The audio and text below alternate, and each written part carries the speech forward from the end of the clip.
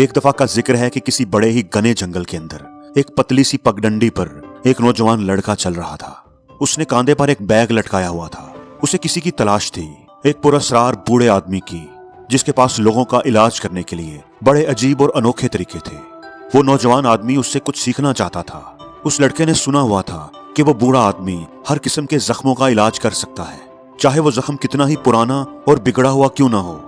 उस लड़के की माँ के पांव पर भी एक बहुत ही पुराना और गहरा जख्म था जो ठीक ही नहीं हो रहा था। उस लड़के को चाहे कितना भी जोखम उठाना पड़े, कितने ही मुश्किल और खतरनाक रास्तों से गुजरना पड़े, कितना ही लंबा सफर तय करना पड़े, उसने पक्का इरादा किया हुआ था कि वो उस बूढ़े आदमी से वो राज, वो तरीका जानकर ही वापस आएगा।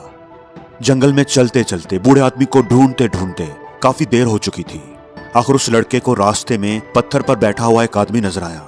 लड़के को उम्मीद लगी कि चलो इससे उस बूढ़े आदमी का पता पूछता हूँ। पूछने पर उस आदमी ने बताया कि बूढ़े आदमी का डेरा यहाँ से अब ज्यादा दूर नहीं है, तुम बस चलते जाओ। लेकिन एक बात का ध्यान रखना कि यहाँ पर कई खतरनाक जानवर और परिंदे रहते हैं, उनसे अपनी हिफाजत तुम्हें खुद ही करनी पड़ेगी। वो लड़का अब चौकन्ना होकर इधर उधर देखता हुआ आगे बढ़ता जा रहा था। अब जरा सा खुला इलाका आ गया था। यहाँ पर दरख्तों की तादाद कम थी। अब उसे दूर खुली जगह पर कुछ झोंपड़ियां बनी नजर आ रही थी। लड़का खुश हो गया, उसे उसकी मंजिल मिल गई थी। उसके कदम अब और तेज तेज चल रहे थे।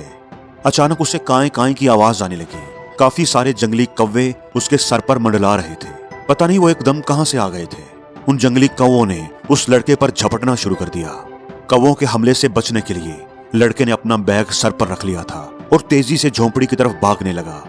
वो झोंपड़ियां ही उसकी वाहद उम्मीद, उसकी पनाहगाह थी। अपना बैग दूर फेंक दो। भागते भागते लड़के ने एक आवाज सुनी।